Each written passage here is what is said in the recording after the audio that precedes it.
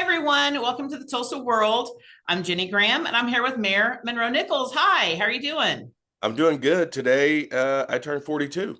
So Happy birthday. yes, I thought that's why we were doing this today. I thought Well, this was I, a I would party. sing, but it would be horrifying. Well, my goodness, I remember 42. That was a good year. 40s were good. That's Now you good to start hear. breaking down in your 50s. I'm not going to lie. All It gets kind right. of So rough. I have something to look forward to, I Yes, guess. exactly. Just, hydrate well in the next decade. I can All say that. right, I got it. I got it. Well, so I'm just going to jump right in. Homelessness is the issue of the day, and it's something everyone's talking about. And coming off the governor's clearing of camps, which we've covered, we've now discovered that all those people are now in city parks and in neighborhoods and those kinds of things.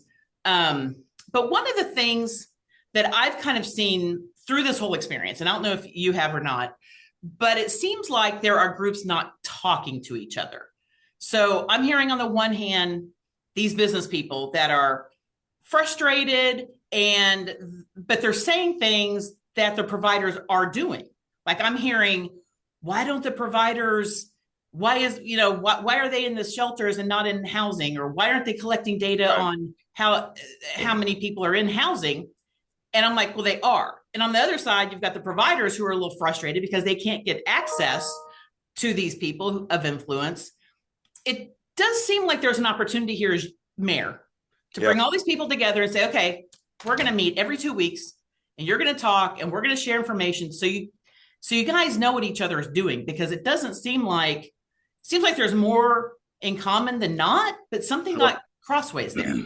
Yeah, I mean, I think some of it is that if you haven't spent time in the field doing it, so if you're kind of on the maybe in this conversation that we're having right now, if you're kind of on the business corporate side, it seems really like a straight line, really easy on how you deal with this issue. I don't know if there's a deep appreciation for the complexities of it, right? And so you think, oh, well, why don't we just move people out of camps? Why don't we just house people? And it's like, well, yes, that would be great. We don't have the housing stock, we don't have the shelter capacity, which is, and I'm not sure, it seems intuitive. I'm not sure people internalize that until you start seeing people on the streets. And it's like, well, we said shelters over 100% capacity. If you remember, way back in the executive order I signed in March, increasing shelter capacity and housing stock were two of the priorities there before we got to the decommissioning stuff. And so, like, I think in some ways, there's not enough appreciation for the complexities of the issue that is homelessness. It is all the things wrapped into one issue with people not having shelter and showing up in places that maybe some folks don't want them. And then on the service provider side, I think, sometimes you are so deep into it that it's hard to ladder yourself up to, be able to ask for the big things that you need, to almost going from, not asking for supplies, asking for, infrastructure to help deal with the issue. We have now brought folks together, the service provider community and those of us who are public policymakers have been pretty tight. Some of the folks in the business community are somewhat new to the game, but what I will say is I do understand they've brought a consultant in.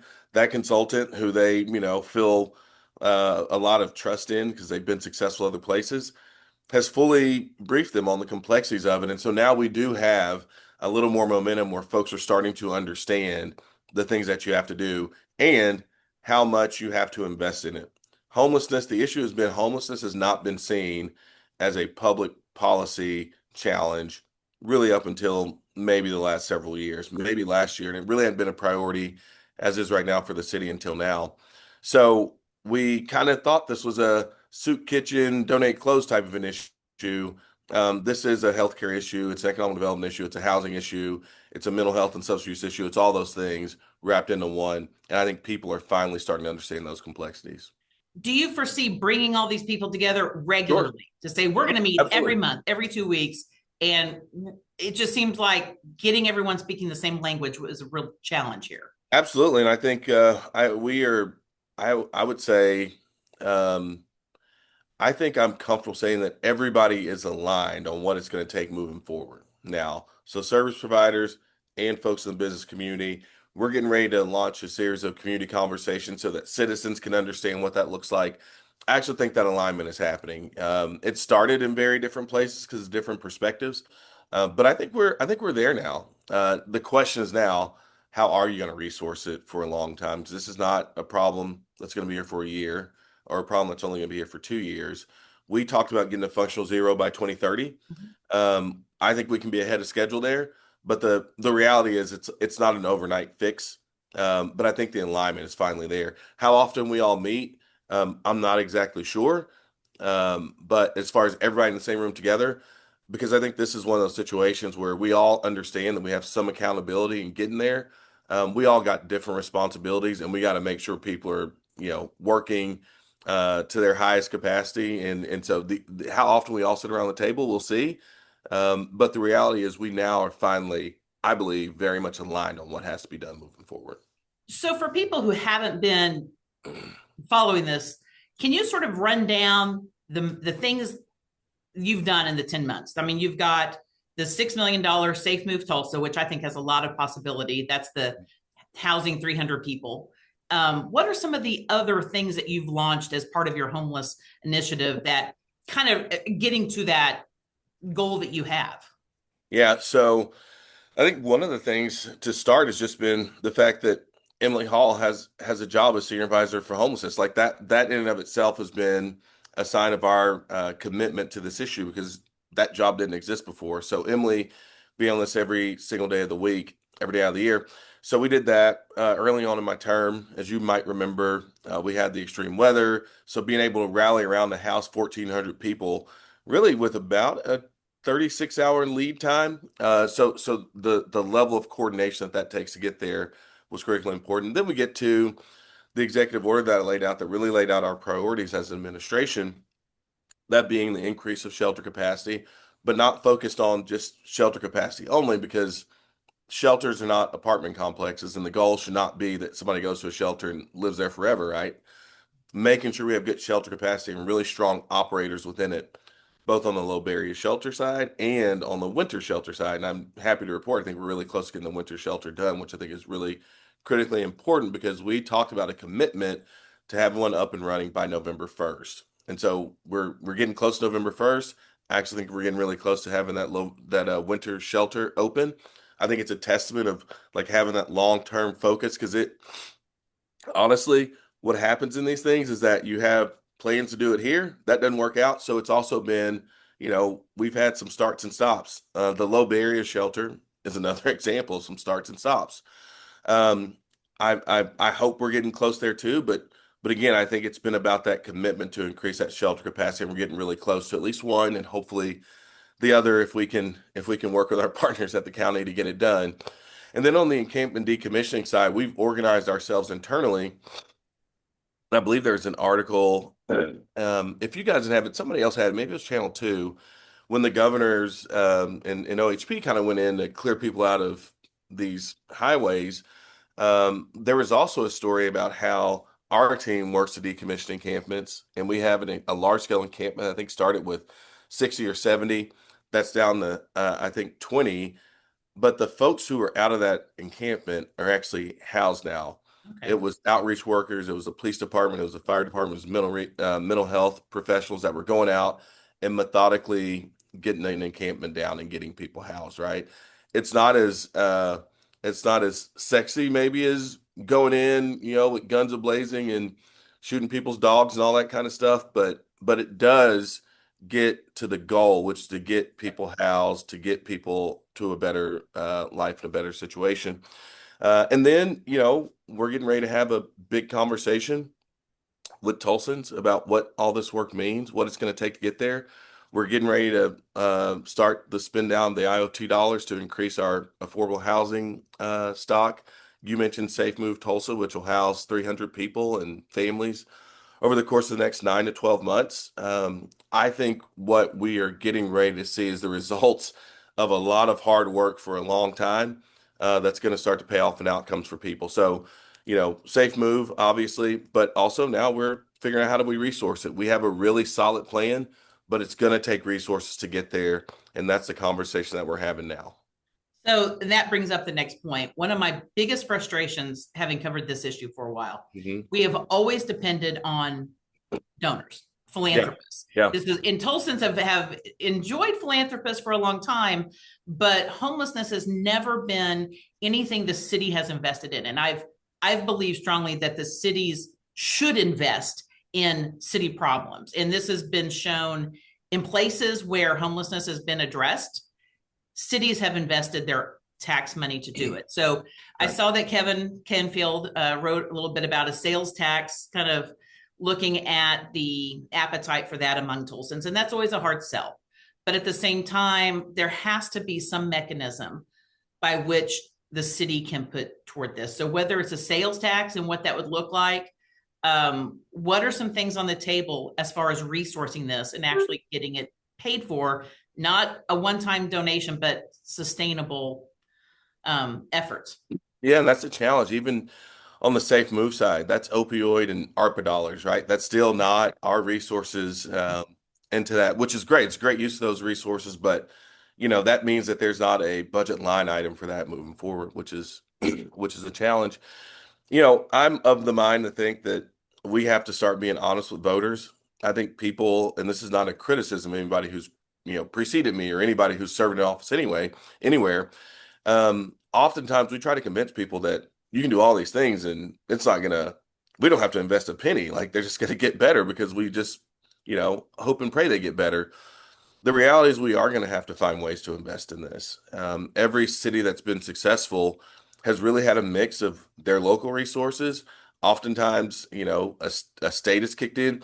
The chamber is going to take their inner city visit to Salt Lake City. That city's invested, that state has invested in homelessness, I think to the tune of 60 some odd $1 million into the issue to do the hard things that have to be done. Um, so for me, I plan on being honest with Tulsans. I think I was elected to be very honest, to be a good steward of resources, but also to be responsible when it comes to solving problems. And we're going to talk about, what it takes to get there, both on the activity and intervention side, but also on the resource side. And I think what I'm gonna receive back are folks who are probably at this point somewhat skeptical the problem can be solved. But I think there's gonna be a lot of willingness to invest in it. This is a public policy challenge. This is not a charitable type of issue. I mean, that's also a part of it. That's a gap filling part of this, but there has to be a commitment from the city to solve this challenge because it is a public policy challenge, and it's one that hits us, as I said before, in all aspects of life. It's a public safety challenge, it's an education challenge, it's an economic development challenge, it's a housing challenge, it's a substance abuse and mental health challenge. All the things we talk about, we find in this population that's unhoused. And we're going to have to meet this moment with a lot of aggressiveness, like I said, both on the activity side and on the investment side. And, I have a sense of what that number might be. And it's not a small one, but we're not dealing with a small problem either.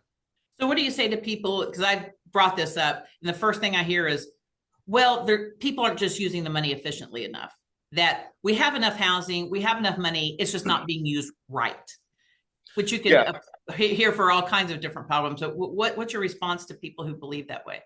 I think again, I mean, I think I'll say, I could validate some of that, right? Like it is true, not every dollar is spent the most efficiently when trying to solve a problem that's dynamic and new. And so like you tell me how best to spend a dollar if you have one problem, you think one problem, but that one problem includes 100 other problems, right?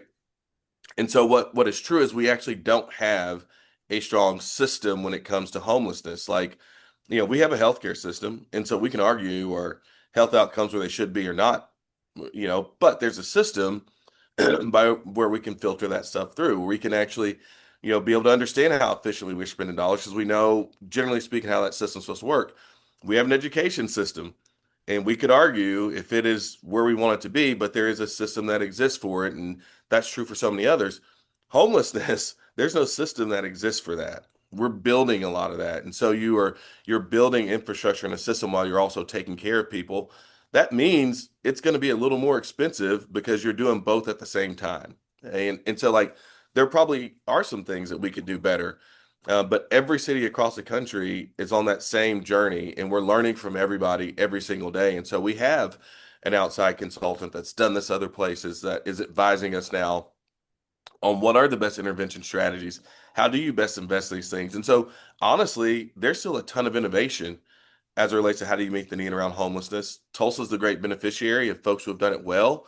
We're also the great beneficiary to understand the things that didn't go right, right? And we're going to bring all that knowledge into the interventions that we deploy. Safe Move is a great example of that. There's some people who say, well, we shouldn't be paying for people to be housed. And it's like, all right, I understand that perspective, but how can we possibly serve people, get them to a better life if they don't have an address? Like, do you know how difficult it is trying to track somebody down to make sure that if they, have to take medicine, they're taking their medicine, to make sure that if they need additional supports on the employment or workforce development side, they get those things. So it's not just about getting people housed. I think people may think that. It's really about bringing to bear all the resources somebody needs to begin to live a self-sufficient life. And that's what this work is all about. But that also means you're in the people business. And that means that sometimes things don't work. And so I've said from the very start, with Safe Move and everything else, we're going to have a lot of success and we're going to learn a whole bunch of stuff about the things that didn't work out that well. And I count both of those things as great reasons to engage in this work. So I would imagine you're a data guy, that you're going to have metrics to measure this. Absolutely. Is that part of it, to find out if it's working as intended? Yeah. Honestly, we've kicked around and probably will still engage doing some sort of a outcomes-based financing type model where, if we have the public sector resources, we've actually had some conversations with a couple of different organizations. One in New York called Make Home Capital, and Make Home, they will, for social progress, they will front money and to service providers. And when they get the outcomes we're looking for, we would pay them back. So we don't pay for the R&D, we don't pay for the inefficiency, we just pay for outcomes improvement. And so we're actually thinking about those types of things as well, right? So like, how can the city be in the business of just investing in what works and build partnerships around that? Which is pretty exciting. And honestly, if you have some interest, I think it'd be a fascinating. They'd be fascinating people for you to talk to on how they do their work. Their premise is that less than 3% of all public funding across the country is outcomes based. It's programmatic, there's certainly some regulatory things, but did outcomes get better? The question is always, did you spend the money the way it was supposed to be spent? Not was somebody better off because you spent the money the way it was supposed to be spent, right?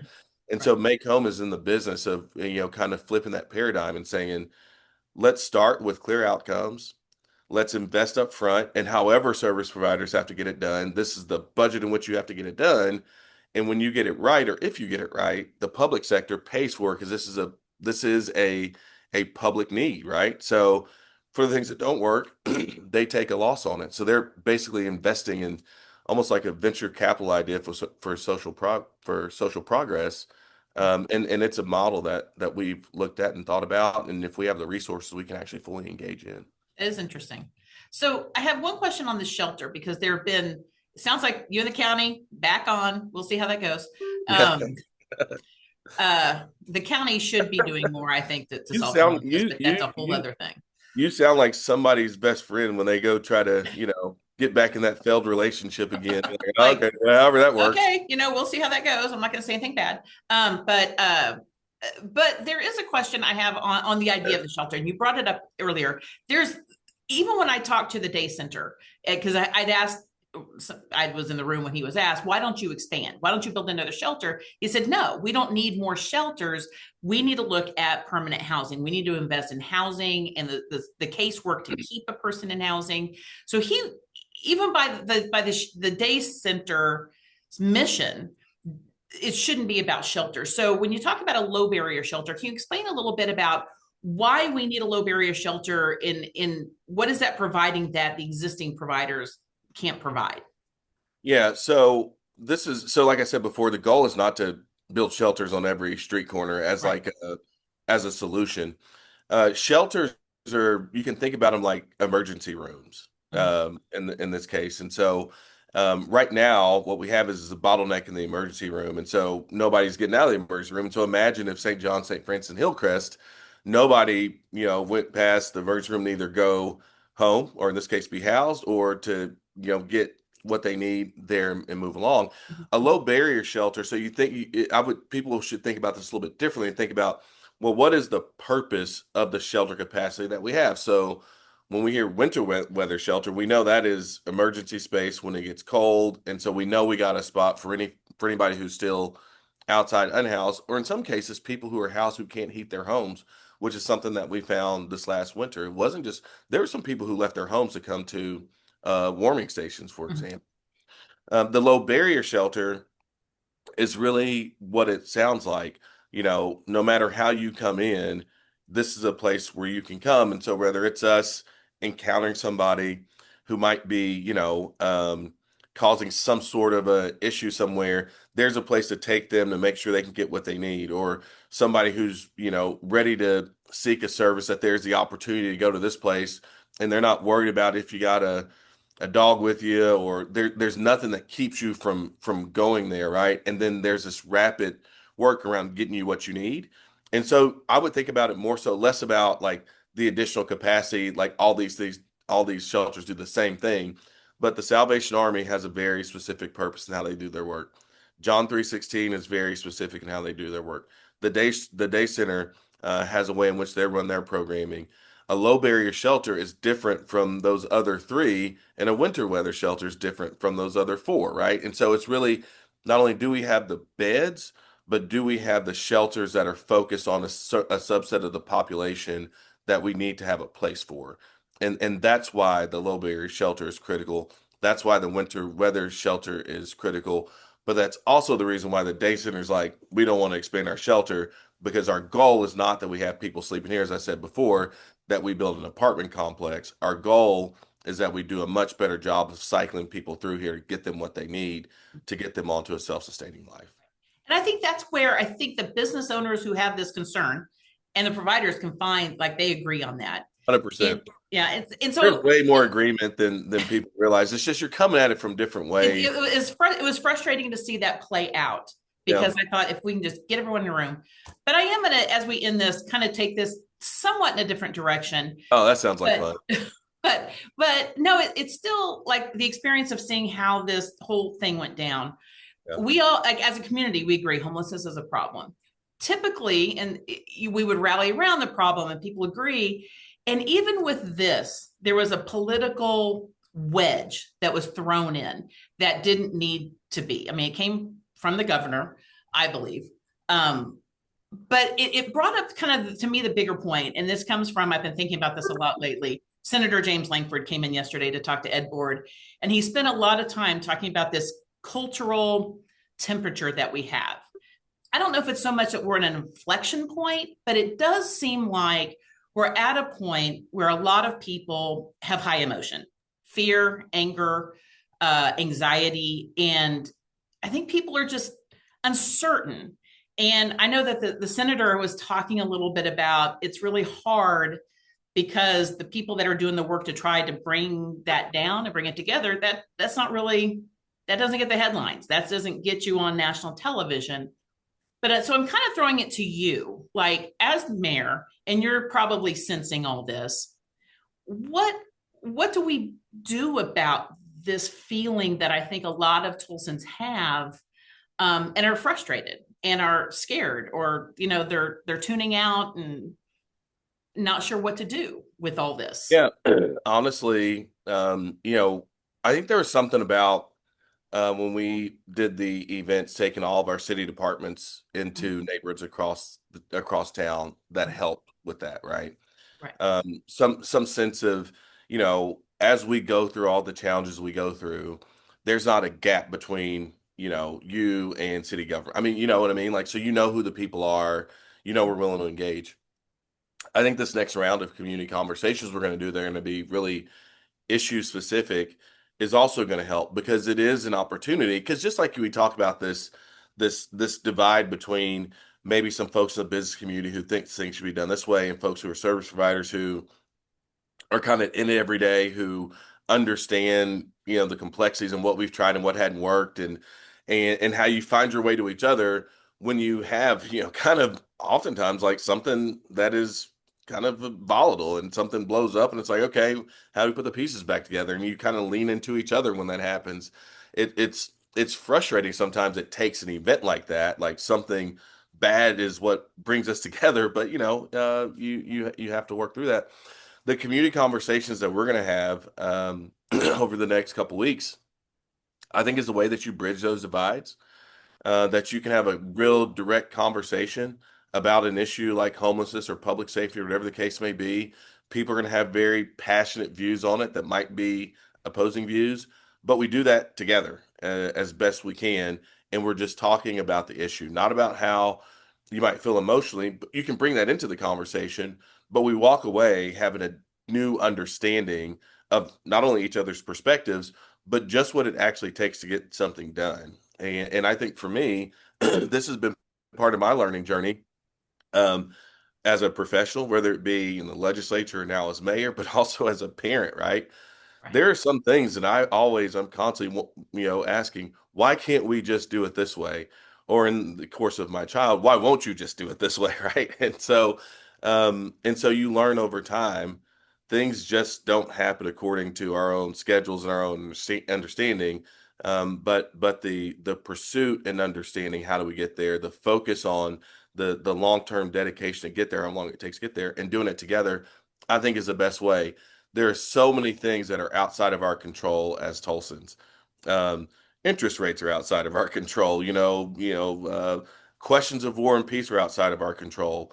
But I think if we lean in and we say what's within our sphere of control and influence is how do we address the issues out in front of us impacting our city because we live here, and us making a decision together that we're going to take care of it and we're going to understand it and we're going to work through it and we're going to work through it together. We're going to be frustrated. We may argue with each other, we may do all those things, but it is all in pursuit toward a better place for this community because we can control that. So yeah, we should be interested in all the things that happen outside of this community. But I think at the end of the day, we can't use that as an excuse for not taking action on the things that are right in front of us. We're either going to make Tulsa the greatest city in America or we're not. And we are the folks who get to decide that. And hopefully that in and of itself, the pursuit of that, maybe that is what helps us break through some of the fear. Because I think the best way to overcome fear is to, understand that you have some agency in what the future can look like. And so if we take up that agency together, what a great city we'll build. I mean, perhaps that's it, that people have more control over the 100%.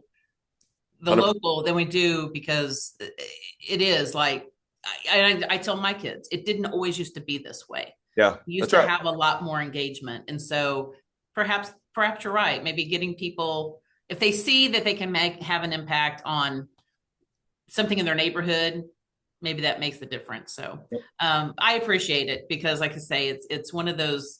I just feel like in our culture, we're just at the temperature is high and trying to find those places to bring it down and bring us together, even if our ballots don't look the same. So, any last words? I appreciate you taking time with me this morning. So, anything you want to leave people with today? Sure. You ask me this every time, and very rarely am I like prepared to do it. But I'm turned 42 today, so maybe somewhat of a small reflection of being 42 and certainly serving as mayor of the city. Um, I went to Catholic school growing up, and Thomas Merton was somebody who, I there was a it actually was not it wasn't a priest, it was a religion teacher who wasn't even a member of clergy, introduced us to his prayer of abandonment, and it's the prayer where Thomas Merton, who's a really amazing religious philosopher and thinker and all this kind of stuff, has this prayer where he essentially is saying, he has this desire to please God, and even though he knows that maybe his actions won't always please him, he hopes that the desire to please in and of itself is pleasing.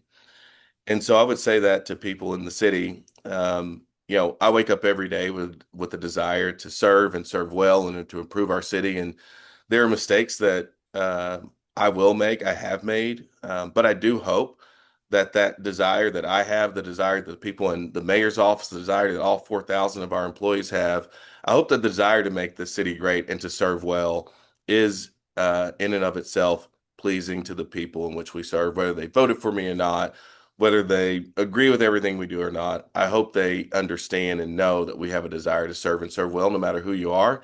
And I hope at the end of the day, that that desire is something that they feel, they appreciate, and I hope they are all pleased by it because I'm certainly pleased to serve them every day as mayor. Well, that's a good way to end it. And I hope you have a good birthday.